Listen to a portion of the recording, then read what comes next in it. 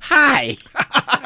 Welcome to See View Circle. This is our recap podcast where we review our favorite TV shows and movies of the past, present, and possibly the future, all in service to an end goal of determining just how highbrow or lowbrow our viewing taste is. Now, along the way, we also kind of like talk about vintage styles and fashions and filming locations. I love that vest there. Thank you. You look like you're ready for a brisk walk in the wilderness. I am. I'm ready for a brisk walk in the Canadian forest. Oh, you don't say. Yes. Yes, friends, we are now moving on to our coverage of Yellowjackets Season 3. We are so excited. We have not actually watched the episode yet, but we are about to.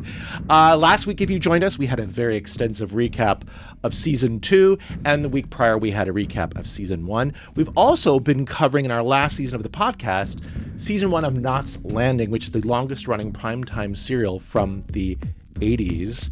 So this is quite a departure from Knots Landing, Yellowjackets, wouldn't you say? Yeah, but I mean, nobody gets eaten, I don't think. No, nobody gets eaten. But when we started the idea of doing the podcast, the idea was we wanted to focus on shows that we're into. So it doesn't matter whether it's an old show or a new show. Right. We like new TV programming. We like old TV programming. And we will be back to Knots Landing Season 2 soon-ish. We don't know quite when we're going to dive in. We're just going to see how this rhythm goes with Yellowjackets Season 3. So today's offering is going to be our initial reactions to the Season 3 Episode 1 premiere called It Girl.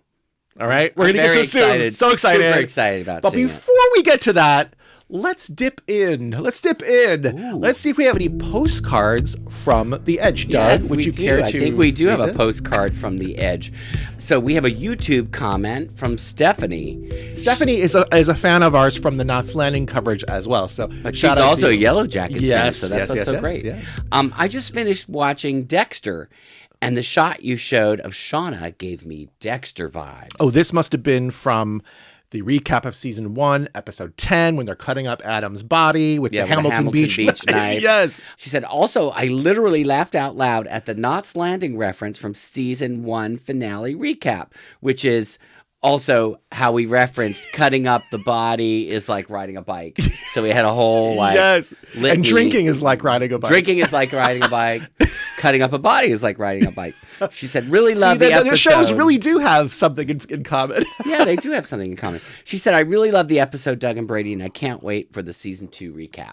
Oh, okay. Well, that aired last week. Right. So that aired last week. You've watched that, Stephanie. And and then we can get rolling into Season 3. Yes. Now, I actually want to just make a note of the fact that today is Valentine's Day. I know. Okay, which has been kind of the campaign for Yellowjackets Season 3 was eat your heart out. And so Stephanie's comment here, her YouTube comment, reminded me that I have something for you. Oh, I got something for you too, funnily enough. Well, I'm going to start, okay? And we don't normally do Valentine's Day, really. We're kind of anti-Valentine's Day. So why don't you open this up first? This is, this is inspired by the fact that I know you love vintage cookware. If you watch Knots Landing, we're really into vintage stuff, especially, Doug's been collecting vintage clothes and furniture and doodads and tchotchkes for years. Some roses, right? Yeah, we don't normally trade Valentine's Day gifts. I'll put them on the altar. Yeah. Yes. But considering that this was timed perfectly with the Season 3 premiere, let's do it. Okay, hopefully I can untie this. Is this going to be like an unboxing video? Please don't tell me there's like going to be a 50-year-old can of Tang in here. And then we can drink it. Let's see what. Be careful, it's rattling in there. It's rattling. I don't know. Is there a certain way I wonder if Aunt Pat wrapped that. Oh my God, look at this. Okay, so sorry, it's not it's not a Hamilton Beach knife. I know you wanted one. It's not a Hamilton Beach knife, but it's a rotor slicer shredder. That would do really good. We could have had Jackie more of that Jackie Jerky or Mince Jackie. The blades are very sharp. Okay, this is really cool. This is kind of scary. It's heavy duty, man. Yeah. It's like it's got big metal. Look at that. Oh yeah. This is what Shauna needed. Yeah, exactly. Instead of slicing, this cuts Shauna's work down in half. She's just like, she could be making sausages. Oh my gosh, sausages! She's got it all. Look, it even has all the instructions. That's awesome. Thank you. That's Oh, an you're amazing welcome. present. Well, let me give you yours here. I'll hand you that. Oh my gosh, look at the Put this out wrapping of here. frame. Look at that, everybody. That is nice. Did you see there's actually even little elk Yeah. on the ribbon? Look at this. This is very wilderness. Well, All right. I do try. Okay, let's see what's in here. And the heart. Look at this. Oh my gosh. Ooh. This scares me. Ew, what is this? Well, I didn't have a heart left, but I did have a brain. Whose is this? That's Jackie's brain. Oh, it's Jackie's Yeah. brain? Or I thought it was Javi's. No, Javi's brain. Javi's Javi's. brain. Oh, We okay. saved that. We Okay. saved that Well, for this you. can go into the shredder, right? This can go into the Yeah, roto we can shredder. mince it. Let's mince it. That's what we're going to snack on while we're watching the video. Oh, and then, There might be a little something else in there. Ooh, look at what are that. you trying to tell me, Doug? Well, I don't know if you're going to find the queen cards in there, but you'll find something in there. Look at this. That's scary. Oh my gosh. Okay. Well, thank you. This is You're great. welcome. All right. Well, we got something to snack on during the show. Let's just do it. Let's rip the Band-Aid off. Let's go. check out the show. We'll be back with our initial reactions to the premiere of season 3 of Yellowjackets. Okay. Wow.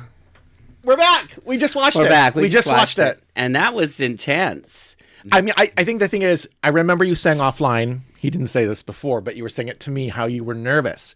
You were nervous that it wasn't going to live up to your expectations or that it wasn't going to be following in the same way. So what do you feel at your first impression? I think it's completely surpassed my expectations. In fact, if anything, there's so much in that first episode, which I guess we'll see how long it's going to take to unravel this. Yeah. It's a lot.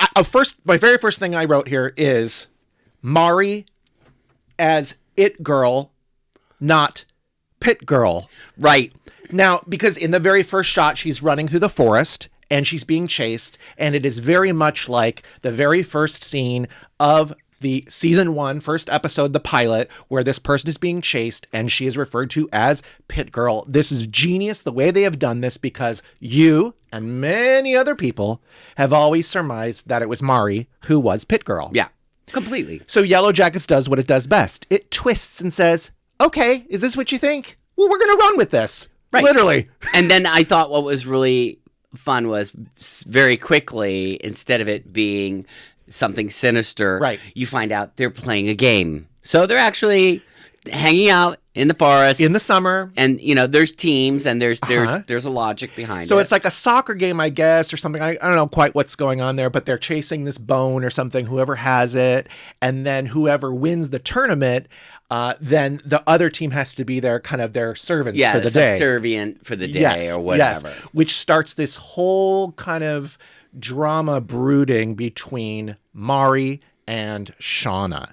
And so I think it was really interesting, because I think in the past season, we always thought it was like Team Lottie and Team Natalie. And now we're seeing that, Lottie's given that up, and now it's Team Shauna and Team Natalie. Right. And then you're also seeing the leadership of Natalie really coming out, whereas before she's kind of like doesn't really want to be part of it so much. She's on the out. Flourishing. In fact, Sophie Thatcher looked fantastic she in this looks episode. Great. I love with her hair growing fresh. out. Yeah, her roots have come in. She looks fresh. I mean, this Antler Queen role is really, really suiting her. And I have to just stop and say, just for a moment, I just saw Sophie Thatcher the other night in this new thriller movie called Companion. You didn't catch it, I didn't see it. She was great in it. Of course, she is the lead character. I don't want to spoil too much about it, but basically it's the concept of Megan, right? Remember Megan? Yeah, the robot. The robot Megan, yeah, the doll. wrong. Yeah. So she is basically, we'll say she's the adult version of Megan, okay? So this is a world where people need companions, and so they can purchase a robot. It's kind of like Westworld. Oh, I mean, that's not far off. We're anyway. not far from that, right? I just heard something about the robot caregivers that are going to be available in China, right, for older people, and this is going to be something that in the very near future they'll be able to have a robot to take care of them, which, you know what, that makes a lot of sense. Well, it's very scary, though, in terms of this particular movie, because what happens is, I'm spoiling this, I guess, for you. Stop it if you haven't watched. Well, first of all, if you haven't watched episode 1 of season 3 of Yellowjackets, you might want to stop. Yeah, this is a But spoiler. also, this movie Companion, basically, she is a companion robot for somebody, right, who they can have a relationship with and, do other things with, if you catch my drift. But what they end up doing is they take advantage of this robot and they force her to murder somebody for them. And that's where things get a little complicated. Right, I'm sure she gets angry. She gets a little angry. So anyway, Sophie Thatcher looks fantastic in this episode, and so it's been really interesting to see where this is going. So any other thoughts about that dynamic of the Shauna and the Mari and this competition? Obviously, we see this character Melissa really kind of what does Shauna even say to her? Something like, "Oh, you actually have a personality." Yeah, she's kind of like, "Oh, you have a personality." It's like they've given her now. You can see that they're giving her a role, right? Which now, is great. Let's be honest. Let's really figure this out here. You have to imagine that this character must be the Hilary Swank, don't you think? Yeah, I think so. Because there is the facial characteristics that they share. This person has not had a big role in the past. There has always been an extra jacket, though, that looks like Melissa, even in the first season and even in the team photos that are seen throughout.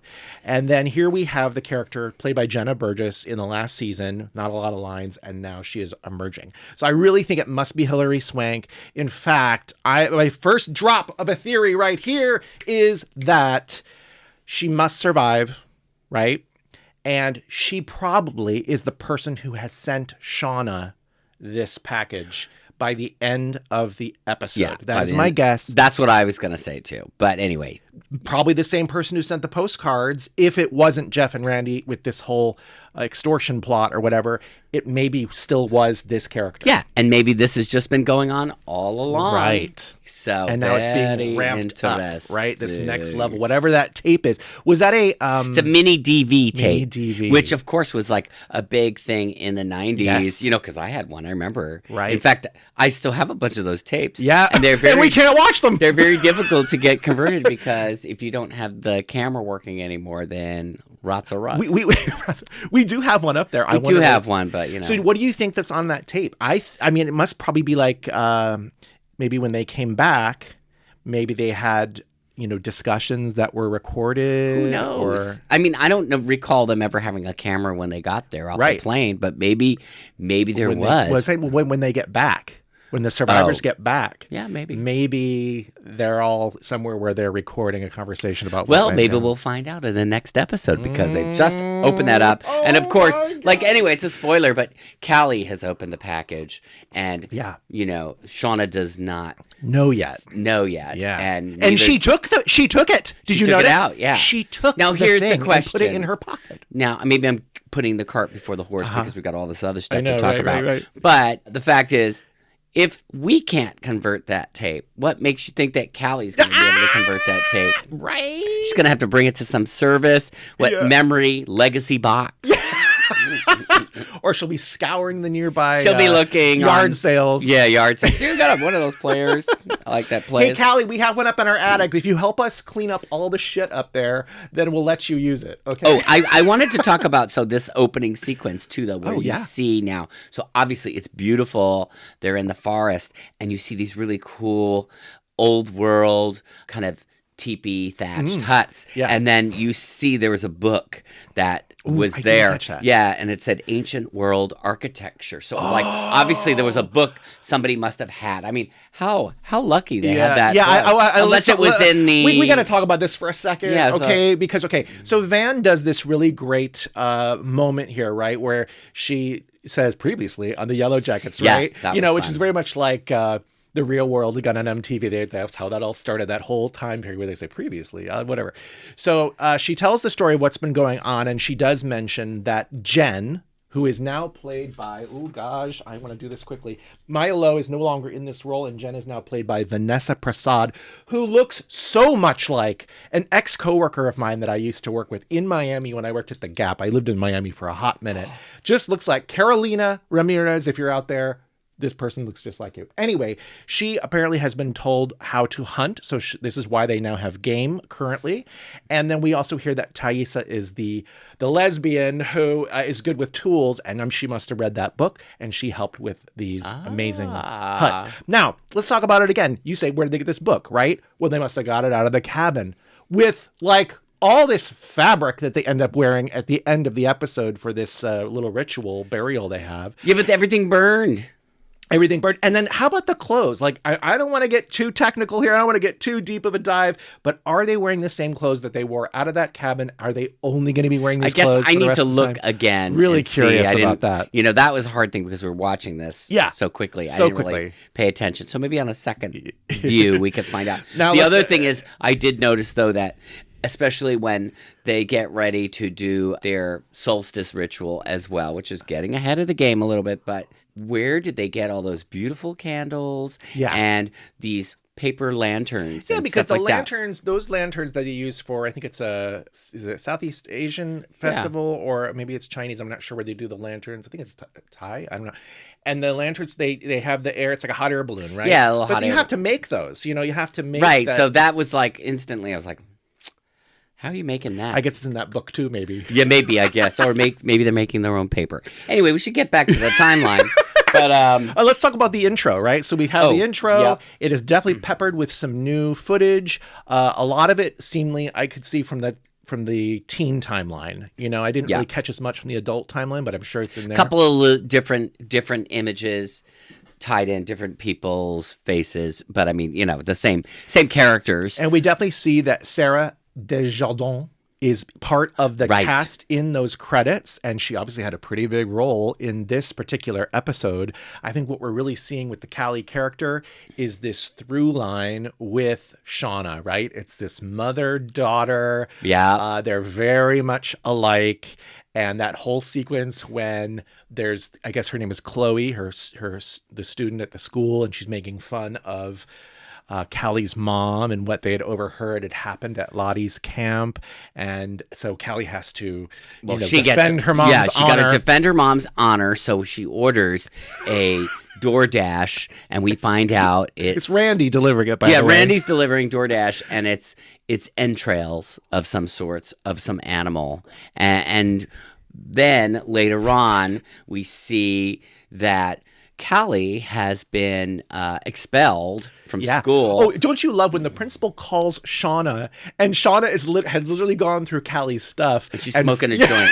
And the principal calls at that moment. That was classic. Yeah, and she's like, oh, okay. But I mean, and apparently they're treating it as an assault. Yeah, is what they've said. So what happens is with Callie, obviously she is being sent home. She's now being homeschooled by Shauna, which is really comical. Yeah.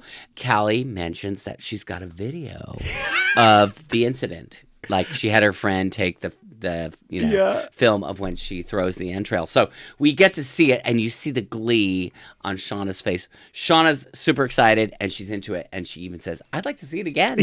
She's like, "Play that again, play that again." So of course those two, slow motion. Those two are cut from the same cloth, literally, and we're really now seeing like this is going to be interesting where this one goes. It is going to be really interesting to watch that unfold, and I really love Sarah Desjardins.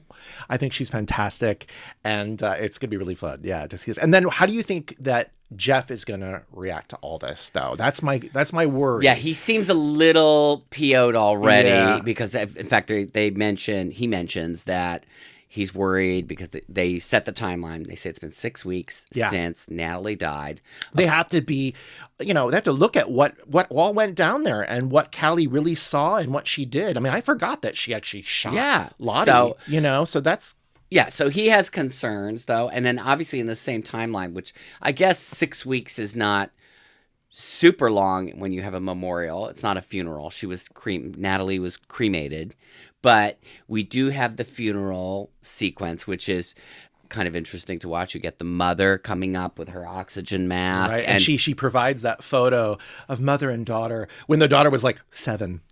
So clearly their relationship really hadn't survived. Right, and the eulogy she gives is like about 30 seconds, and then it's done. Yeah, it's interesting because I really thought when we saw that, because it was a promo shot, they showed Jeff Van, Ty, and Shauna at the funeral. I was wondering, like, well, where's Misty? Oh, well, she must be providing the eulogy. That's why we don't see her. And I was really looking forward to this eulogy from Misty, but we don't get that. We find out that Misty has been given this key by Walter, and she's kind of like doesn't want much to do with... She's kind of checked out a little bit. In fact, wasn't she doing some... She's doing meditation. Meditation. I kind of been doing some of that too lately. Right. I mean, she learned it from Lottie at Lottie's Camp Green Pine, right? So she's getting into it a little bit.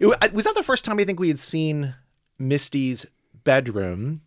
And if you notice, there's like of course, the Broadway posters above her bed. Yeah. And then a little Yellowjackets pennant was on the wall. And the bird cage for Caligula. I didn't quite figure out, do you think that Walter living there now with her or no? I don't know. I think he was just checking in on her. But anyway, he gives a key, and he basically says in his citizen detective mode that he did some digging around and found a key for Natalie's storage unit. So he leaves the key for Misty and says, if there's anything you might want to clean up out of there or any incriminating evidence, you could go over there. And he says, well, I'll take care of it. Yeah. And then she says, oh, no, I got this. And then you can see there's a smile on Walter's face, because what he's really trying to do here is to get Misty out of bed. You know what I mean? She's been laying in bed for 6 weeks, and he wants to give her something to kind of live for again, right?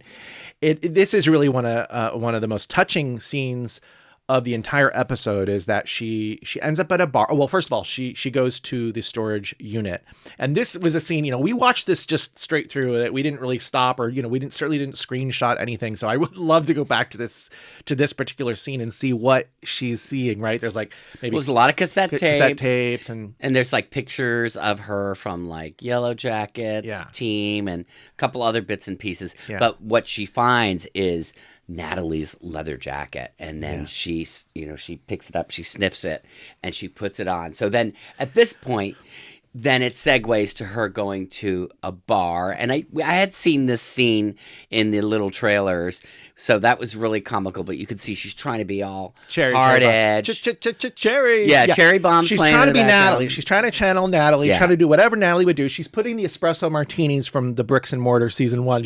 She doesn't want that. She wants the shot of whiskey, or 7. Yeah. As we find out.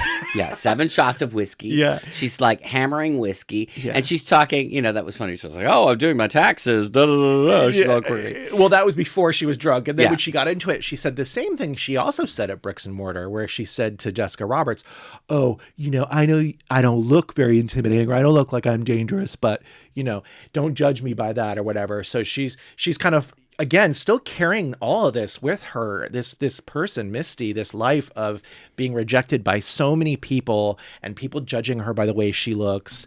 And so anyway, does she get into a fight?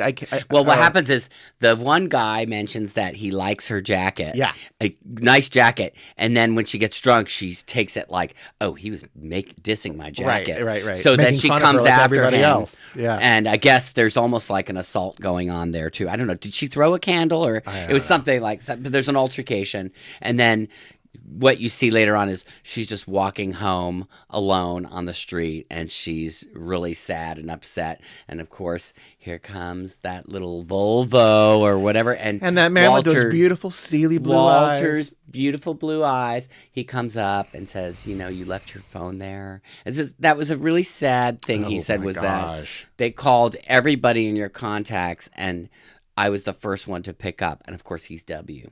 So, So she's got like no friends, because she said, "Oh, I don't need you. I can call all my Yellowjackets friends." And it was that moment where he says that she breaks down, and she finally grieves for Natalie, who is really, let's be honest, like her best friend. Yeah. Certainly up into the sequence of events that had happened once Natalie got back from rehab, everything that happened with Travis in season 1, all that little citizen detective work that they did together, and then going to the Lottie's wellness center together. That was like she had a friend again. And then... And I do think it's funny how you look at it too. Like, obviously, as a viewer, you're like, oh, I'm so happy that she's got somebody. She's a murderer. She's twisted. She's screwed up. Yeah. But of course, you still love her. Yeah. So it was a very sweet scene. I actually cried a little bit. Aww. Because again, it's just really sad for this character to be the cause of her best friend's death, even though it was an accident and all that stuff. It was. Now, I think we should talk about, though, now the big elephant in the room. Okay. Which is going back to the past timeline. Yeah. The return of Coach. Oh, this is good. Oh my gosh. I love this. Now, of course, he looks a little bit more chunky, and he's got that beard. And I kept thinking to myself, it's like, did he put on some weight? Like maybe he's eating. Obviously, he survived the winter. So first things first, we didn't really actually see the cave. No, we didn't see that. I was a little disappointed in that. Because that's what I was really excited to see, like where has he been living and where does this go? But I guess maybe it doesn't really go anywhere. Maybe it was just shelter. Yeah. And at first you see these metal nooses, remember? You see the metal nooses. The trailer. And yeah, and you don't know what that's about. But well, you think that it's the girls that are trying to trap him. I mean, that's the vibe from the trailer, and you can see that they are very angsty about. They call him murderous, the murderous Coach Ben. That's what Van says in that opening sequence where she says previously on Yellowjackets.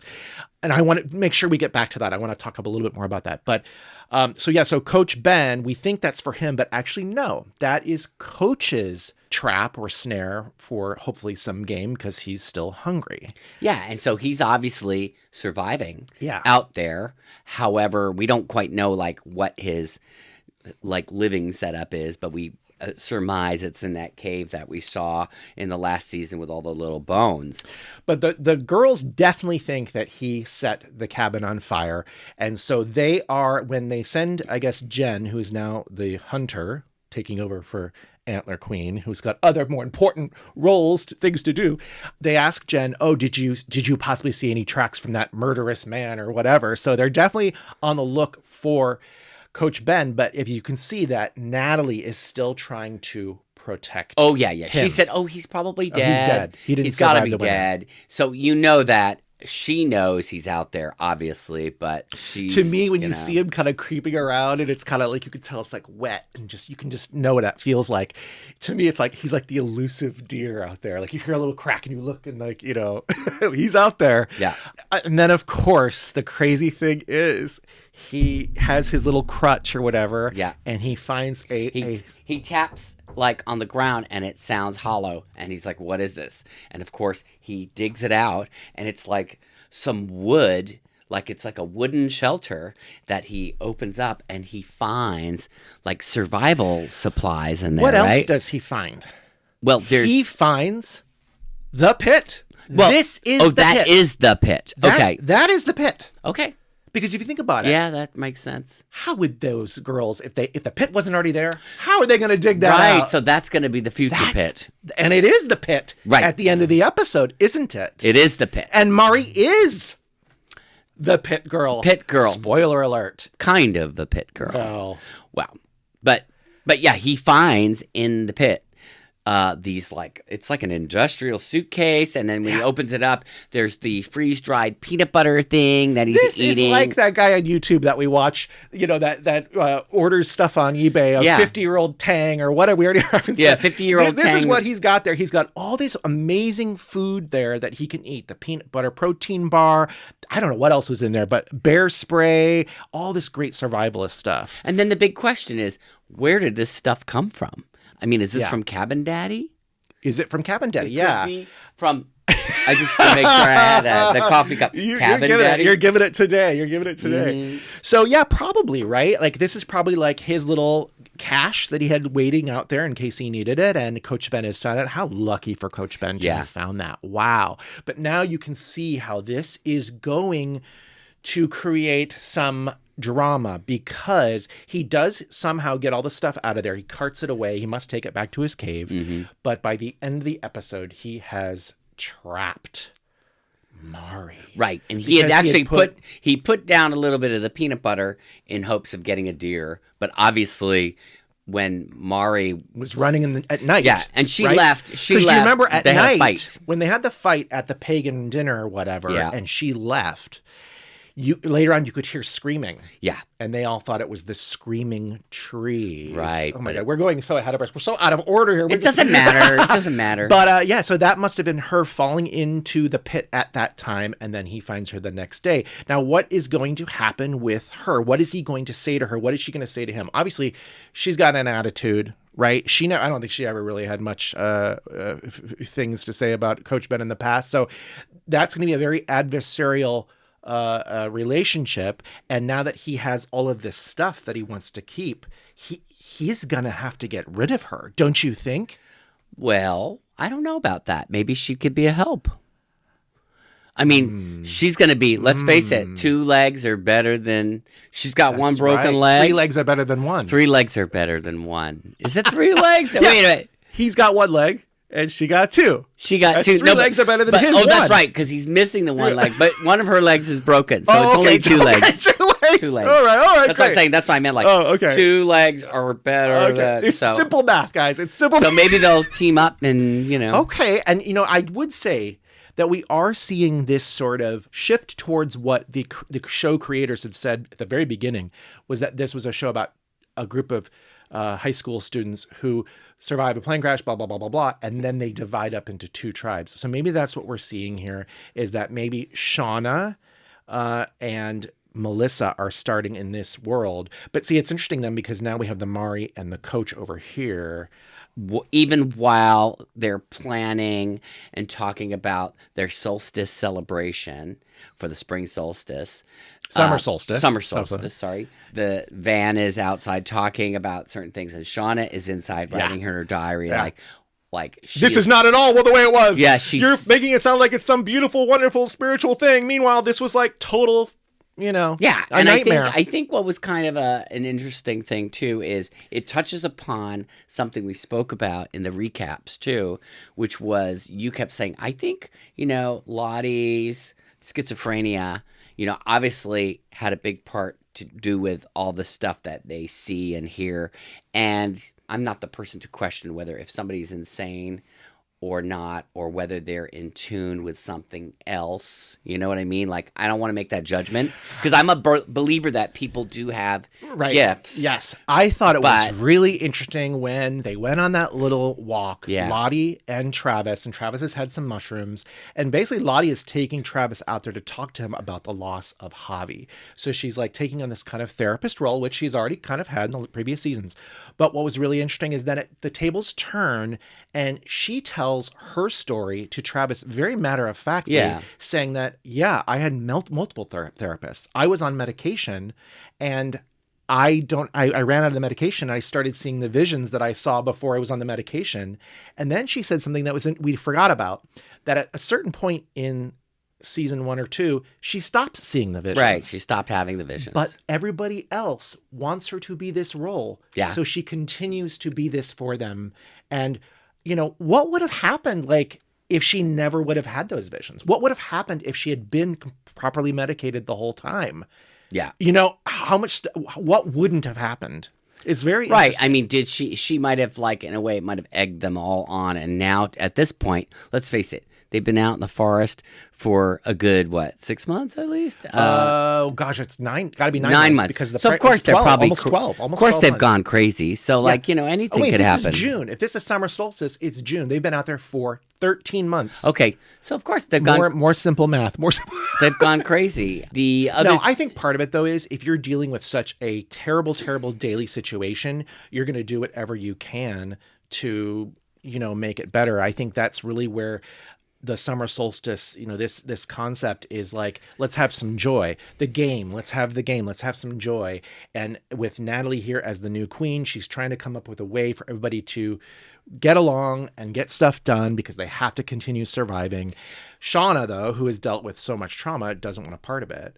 And I really liked Van's speech there, and I love the colorful outfit that she's wearing. And I really think it was interesting because I don't know if we didn't really discuss this, but some of the criticism last season about the Van character, because she's like the comic relief in season 1, but in season 2 people thought, oh, she was a little Van's cranky for getting season too 2. dark. She's getting too dark. Yeah. Remember, she was like, oh yeah, I don't think absolutely think we should have eaten Javi.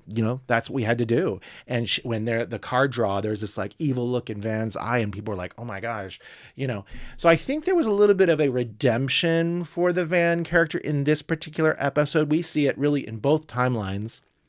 Liv Hewson, just that beautiful moment in the beginning, and then later on with Lauren Ambrose, who, gosh, like I just can't get enough. Yeah, I love those two. I love Tony Cypress. I love Lauren Ambrose. So, I'm a big 6 Feet Under fan. So. Right. And it is weird, I feel like now the more I'm watching this show, I get that kind of feeling like I used to get when I watched that show too. It's very weird. It's like something I don't know.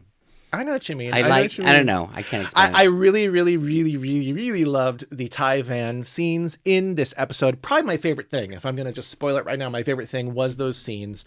Of course, we have the moments just even in the bar after the funeral, them together. Yeah. And Lauren Ambrose has all these great things to say. And then there's the moment later on where finally we get some confirmation as to what's going on with Simone. Ty is on the phone with her. Obviously, she survived the car crash. But and they do, and it is confirmed Sammy. That she's impeached herself. She must have removed herself from so we don't have that senator office. Right. She's done with that. So now she's just sort of taking care of Van. But again, Van is still like, well, why should I bother to get back into a relationship with you? Because when they came back from the wilderness, I guess Ty, who wasn't fully out or didn't want to be out as a lesbian because she had bigger aspirations of being a lawyer or whatever. Our cat is crying right now. That's okay. We will take care of that momentarily. So Van is very like, why should I even bother? But obviously what happens by the end of the episode is they have this wonderful outing where they go to this fancy restaurant. Oh, they go to a fancy restaurant, not unlike one of these kind of crazy restaurants that Brady and I went to at one point in Napa, which is just ridiculous. So like Meadowwoods. Mm-hmm. But they have the foie gras on a stick. This is one of those places where it's like a multi-course meal, and they have amuse-bouche in between, intermezzo, where everything is about. It comes from the garden, right? Just like this, but everything is about like this big, the size of this. This is what you're eating, and then the next course is something else that is this. Somebody's size. Gonna bring it out in a giant shell, and then I uncover it, and then you have this tiny little. Or they hit it with the spoon, and it goes. Yeah, cracks it. So they go to this restaurant, and then Van is like, she has cancer, by the way. She is. Van is very much my kind of sense person. of humor. Yeah. She's like, why don't we get pizza? Right. Would you prefer we go get pizza and eat it on the roof? Is what Ty says. Let's have some ice cream. And ice cream and pizza. And so they come to the decision that they're going to do a runner, which is really funny. And you can see that it's like that essence of what they had originally as teenagers. Right. And of course, they go through this whole thing where, sadly, there's a tragedy that happens, but they go running out of the back of the restaurant. The maitre d', I think we're alone now. Shout out. Yeah, maitre d' is running after them, and then they just keep running. They keep running. They're laughing, and then the maitre d' almost gets hit by a bus or truck or something, and then some guy who has actually pulled him aside is like, "Are you okay?" And then the guy has a heart attack and looks like he dies. So what do you think that is? Well, it's the darkness. It is. It's the spirit of the wilderness. Yeah, and of course, it needs blood spills. It needs blood, and then of course, at that moment, we have Thaisa and Van finally get to the point where they're making out, outside of a building, against a wall, and Thaisa sees the man with no eyes. And then Van picks up on it and says, "What's wrong?" And then Ty says, "Oh, nothing." Yeah. And just goes back to kissing. So we're back. So the man with no eyes is back. The man with no eyes is still haunting Thaisa. Yes, it still wants blood. Somewhat of a it wants blood moment here with this poor maitre d' who was in the wrong place at the wrong time when he crossed these two broads. Yep. He should never. I mean, listen. I'll say this. Well, who would go running that far after the people? If it's a very expensive meal, right? We know this from the Meadowwoods. They only just had the starter and 2 glasses of wine. Yeah, I know. Who knows how far they were to the course. But my point is that, yeah, at some point you wouldn't keep running. No. And I think he would have stopped right then and there after almost being run over by a bus. But then he has the heart attack. Right. It's like. But I guess my thing would be this, that, if you've ever worked in a restaurant, not that I've worked at that many, but I seem to remember. How much do you really care? Yeah, when the person does a runner, you're like, I'm not paying for it. Unless they said to you, unless you work for some ogre who was like, if somebody does a runner, you're paying for it, then I would be pissed. Well, before we get into stuff like our favorite scene or best lines or whatever, a couple other little notes, bits and pieces here. We have some new extra jackets that have now been promoted to featured roles-ish. And if you know Brady already at this point, he's obsessed. Oh, with we're gonna go through it. We're gonna He's go through an extra jackets obsessive. Trust me. I'm an extra. I'm not just a Yellowjackets obsessive. I'm an extra jackets obsessive. Extra jackets. And we are definitely gonna go through it in an untying the knot segment, probably for episode 3. Okay, you can look out for it then. But we did see a little shot of them playing like what's that called? Operator. Where you whisper something and it goes from one person. Oh to the yeah, next. yeah. Like so, you see a shot of these two people. Their names are Britt and Robin. We have not actually heard them say anything yet, I don't think, but we will. I should not have adjusted that, should I? I think it's okay. Don't worry about it. All right, so some other notes. I think one other big thing we did not mention, let's talk a little bit more about this dinner at the very end, which I thought was kind of a funny, what do you call it? When you oh no! I don't know what you're referring to. Are you trying to go back to the other dinner that they had? Yeah, exactly. They're making a comparison between the fine dining experience of Ty and Van at this restaurant and then the teenagers out in the wilderness. Would that be what it is? A parable? What do you something like that. A comparison, yes. So you have the losing team of the competition at the beginning is now having to be the servants of the other people, and they're having this wonderful meal, which I believe was venison stew. It was venison stew, and then there was also berry wine. Oh, yes. And then, of course, did you see it? Remember at the beginning, too, somewhere along the line, I saw all those little bunnies, too. Yes. They cultivated bunnies, so I'm sure they're going to have bunny soup. Absolutely. Or coniglio, as they say in Italian. Yes, absolutely. Which is really delicious. Deep fried coniglio. Okay. It's really good. It's like, it's like a chicken fillet, but it's rabbit. Okay. It's really good. So we have this growing consternation between Shauna and Mari, and there were some great lines earlier when Shauna is talking to Melissa. Oh, yeah. And I think Shauna says something like, Mari is so dumb that she chipped her teeth on her dildo. Yeah. That's fun. Is that right? Yeah, that's true. And what was the other line? She said, I can't believe we didn't eat that bitch first. Yeah, Shauna! It was rough. There's a lot of good lines. There are a lot of good lines. I marked a few other ones by other characters, but in that kind of scene, I did find it kind of weird how Shauna was so abrasive to Mari, and so it's kind of shocking. She spits in the soup. Right. And then she tells Mari to eat it. Right. And if she forces her down, doesn't she? Knock her out of her chair, and she forces her down to eat the soup in the ground because she prepared it for her.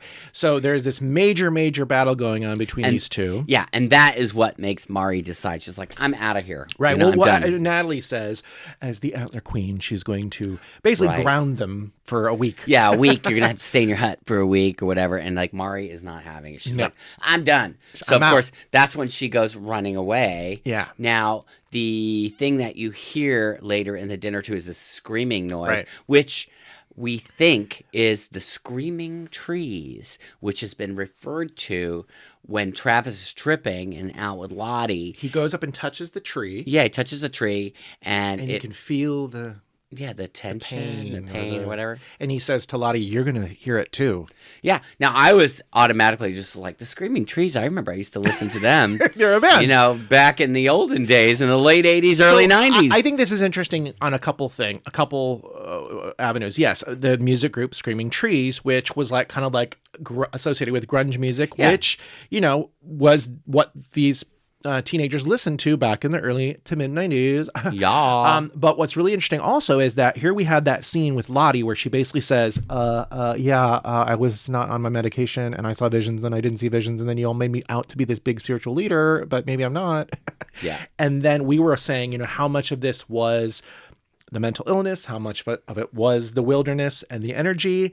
And here we go. Just so you don't think that it was not any of the wilderness, the energy. Now we have this energy of these screaming trees. So I'm really interested to see.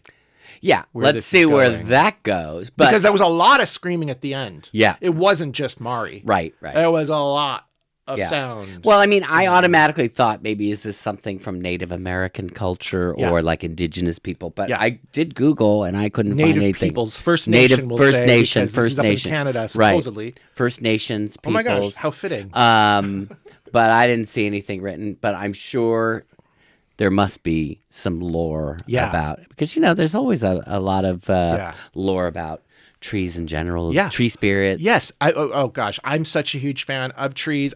In case I haven't mentioned this before, I love being in the forest myself. We're not even going to go there right now about like some of the things that I've heard about trees. Oh.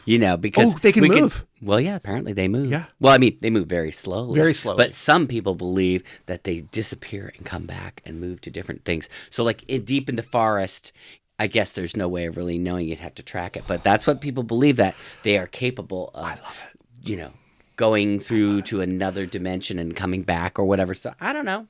Food for thought. So what we didn't see. Oh, we did see it. I was going to say we didn't see the symbol in this episode, but we did see it written on the corner of that envelope that Callie picks up at the front of their doorstep. Oh, I had another good quote I'd like to share. Yes. Oh, there's so many more good quotes. This is actually with Shauna and Jeff. Yeah, Jeff. We saw an interview with Melanie Linsky this week. Yeah. She said, Jeff. Oh, Jeff. But I think what was funny is they're talking about, where's Callie? And she said something like, I think she wanted to go get a boba. Yeah, that was so clever because they were talking about how the principal had called and she had been expelled from school. Expelled? I don't know. Anyway, suspended, I think. And because she had this assault where she dumped the entrails all over the cafeteria table. And I think it was really interesting because they're having this interplay about what had happened. And then Jeff says, were they human? And then Shauna says, yeah, the girls were human. He's referring to the entrails. Oh, that was so funny. Yeah, or was it reversed? Maybe the other one said it. I don't know. Anyway, it was a really funny joke. And then she says, "Oh, where's Shauna? Or where's Callie? She went out for some boba. Probably get a boba." Just like all that right in a row is just. Really and there was also a reference to vegans and TikTok. Yeah, it's so Gen Z TikTok stuff. Bullshit. Which I think I love when they do that because we say that all the time. Right. Not that we know that many Gen Zs, but And actually, probably Shauna and Jeff and the rest of the Yellowjackets, they're actually a couple years younger than me because I graduated. But they are millennials. I graduated. They're Gen X. They're Gen X, right? Well, so we're all Gen X. I graduated in 1993. The Yellowjackets would have graduated in 1996. So if they had been in my high school, they would have been freshman, I guess, the year that I was a senior, if that makes and I'm sense. like I'm the beginnings of the Gen X's, really. Yes. So I'm the early ones. Didn't you have another quote, a Misty quote that you wanted to share? Yeah, so she is in the altercation with the guys who she's sloshed. She's sloshed. She's totally wasted. And she's wearing her Pussycat shirt, which is cute. I thought, actually, had I known that was going to be in the episode, I would have donned my Pussycat sweatshirt. Yeah, but anyway, yeah. Maybe next time. Yeah. But she said, I've lit dicks on fire, which you're saying goes back to the other season. Again, she's reminiscing her friendship with Natalie and all the like madcap things that they went and did together during that investigation of Travis, where they had to get the memory stick from the guy, that's right. And they had they siphoned the gasoline. Yeah, that's what's good. What I love about the show is they do keep it really tight. It always the references back to the other episodes. Martini. I mean, everything is like everything very is tight. I love the joke. Also, I think it's at the other bar scene where Shauna and Van and Ty are, and they're talking about how Thaisa maybe forgot to let Misty know about the funeral. That's what it kind of was inferred, and I'm wondering what that was all about. Maybe Thaisa was like other Ty vibes, or who knows what was going on. But anyway. They said, oh, well, if Misty calls, she's probably listening in right now. Maybe she's sleeping with her bird, or maybe she's having sex with her bird or something like that. And then someone says, oh, those two things aren't mutually exclusive. As though like she would call while she was at that point when they're talking about is Misty watching or whatever, they're at the bar having the shots after the funeral. It was like the vantage point, it looked as if somebody was looking at them through the kitchen. Okay, like it looked very much like surveillance. and you noticed that Shauna was kind of like, she felt like she was being watched. Yeah, she felt like she was being watched. So I'd be really interested to know whether we're going to see this later on pan out somewhere, like, you know, maybe it's that other character connected to that package, or maybe it's connected to the package. So we'll see. You know, nothing is like in there for nothing is in there for no reason, superfluous. It's always has an intent. Yeah, it's got an later intent on down the line. And you know, let's talk about it. This being the first episode of the season, there was a lot to chew through, a lot that we're going to see, and I just really loved that ending sequence of that pagan ritual, the dinner, of Mari leaving and then falling, the screaming trees, and then falling into what is and what will be the pit, obviously. And there she is trapped. And what is going to happen? Yeah, how is Ben going to get her out of there? What is he going to do? I don't know. I mean, maybe he's going to have to eat her. That's what I'm saying. I don't think he's going to eat her. Maybe he will, though. Wouldn't that be ironic? The man who just would refuse to eat any of the human flesh. Maybe it's time to eat Mari. Well, only time will tell. Because if she gets out and she can get back, well, then she can say where he is. Right. Well, he should just keep her trapped there. Right. I mean, he has to do something with her because he can't let her go back. Yeah. Because he is persona non grata with them, all of them. Pretty much, you know, except for Natalie, maybe. Well, we're going to find out in the next episode coming up pretty soon. Okay. But I guess we should kind of wrap this one up, shouldn't we? Okay, let's wrap it up. So I guess my question to you is, how do you think that this premiere, first episode of the season, fits in with what we saw at the end of season 2? Is there anything that you feel is sort of missing? Well, I would like to get a little bit more resolution to know. I mean, they did mention that Lottie is in the somewhat sanitarium. Yeah. You know, I don't know, however they referred to it. Right. I'd like to know what happened to the cult. Where's Nicole Main's character? Because I really liked Lisa. I hope that, because we just watched some of the footage from the premiere last night. We did not see Nicole Main's there.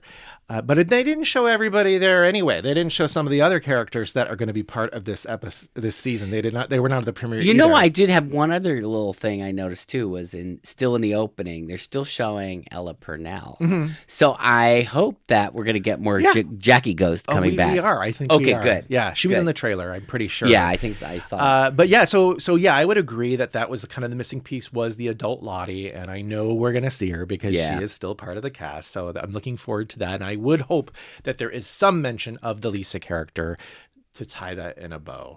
Other than that, I think they did hit on a lot of the questions that we had. Certainly, we were wondering, you know, the Coach Ben stuff. So, and you know what I thought was good, it was nice to see a closure of the Javi, Jackie, and the child. Yeah. That was nice. They did a little kind of a funeral. And I do thing. like the fact that we've got another little mystery on our hands. Yes. So we need that, obviously, because, you know, there's got to be something, right? Yeah. This has to continue. Our first poll of this new season, we did polls a lot with the Knots Landing for season 1. Our first poll is going to be this. How many Yellowjackets do you think we're going to lose this season? What is going to be the body count? Okay, the poll is 1 to 2. 2 to 4. I don't know. We'll figure it out. Did you ever tell or say to everybody, like, wasn't it the intention is it 5 seasons? Yeah. Okay, so keep that in mind, right? 5 seasons. So and it really does factor down to this whole thing about the extra jackets, which I'm going to get to when we cover episode 3, and we're going to do a deep dive and talk about it, I believe. But I do think that body count is a factor depending on how many people are actually out there. And I guess Crystal is still the anomaly too. Yeah, we don't know, like, nobody. There was one little moment where Misty, they said something like, they talked about the shit can, and that was Misty's memory of, remember what happened there? Right, Yeah. right. Okay. Anyway, so I'll do a poll. It is going to be up on our Spotify, and will also be up on our Instagram as well. If you would like to participate in that poll, and we will reveal the poll results later, you may do so at our Instagram, which is... seeviewcircle, SEEVIEW circle. Yes, and if you're watching this on Spotify, well, then you already see the poll is there. And you can actually email us too, which is the same, seeviewcircle@gmail.com. Yes, that is if you would like to send us a comment or a question, you may do so on the Gmail. You may also find us over on TikTok and on Bluesky. And we ask that you please subscribe to our YouTube And channel. like our individual episodes. It's cheesy, but Rate it the really podcast. will help us. Yes, we're this. trying to get more people to view our show. We want people to know that we're not just doing, as we said, one television show Right. that started from 1980. Like we're, you know, Yeah. we're going to branch out into Yeah. some other stuff too. Yeah. But this is a really good show for us to do because we're so into it. Yes, So we're so into it, and we just want to do it. we just want to do it, you know. So there you go. All right, so I think that's it, guys. I think we are coming in for a landing. This is our brow meter. This is the lotus point. This is our gauge. What does that all mean? If you don't know Knots Landing, you're completely out of it. The lotus point is our gauge of how highbrow or lowbrow a episode or a TV show is. So the first season of Yellowjackets had a rating of like 3.96 for us. That's really high. It's 1 out of 5. So that's pretty highbrow. The second season was just slightly lower, and now we're going into the third season. We're gonna show you our brow meter score per episode, one by one. What would you give this particular episode? I didn't write it down yet. I didn't write it down, but I'm going to just pick it out of my brain. I'm going to say like a 3.75. And my reasoning behind that is I think that, yeah, there's some highbrow moments, but there's also some comic relief. You know, I mean, it's not bad if it's not highbrow. No. You know, but I'm just saying it's got a nice balance between heartfelt, emotional stuff, tight stuff, and some comedy. I would agree. I was going to give it a 3.75 as well. Oh, So perfect. that is Okay, the well, then score we're in for sync. 2 days. 3.75. So, well, I guess we'll be reporting back. Yes, we're actually soon. going to be just closing out this recording and maybe have some lunch. Have some lunch then and we start are again. going to watch episode 2. Any questions you want to see in episode 2? Things you're really looking forward to? I guess we already Well, talked I'm about the lobby. excited to find out more about the Mari story. Yeah. I'm really intrigued. Yeah. And I want to see where Coach Ben is living. Yeah, me too. I want to see the digs. I'm sure we're I going want to see more. MTV Cribs. How does it look? You know, does he have a little rock bench over here? Does it? What did he take? What else did he take from the cabin? Yeah. You know. He's got a reel-to-reel tape player or something in there. I don't know. Yeah, who knows? He might. Another bolt of fabric, because clearly the younger cast has tons of this fabric. They're making gowns. Didn't you know there's a Joanne's in the woods? They had Joanne's up there. Oh my god! It was closed for the season, but now it's open. Yes. All right, so yeah, we will see you back here momentarily for our reactions to episode 2, which is called Dislocation. So stay hungry, friends. Stay and hungry. We will see you then back on the sack.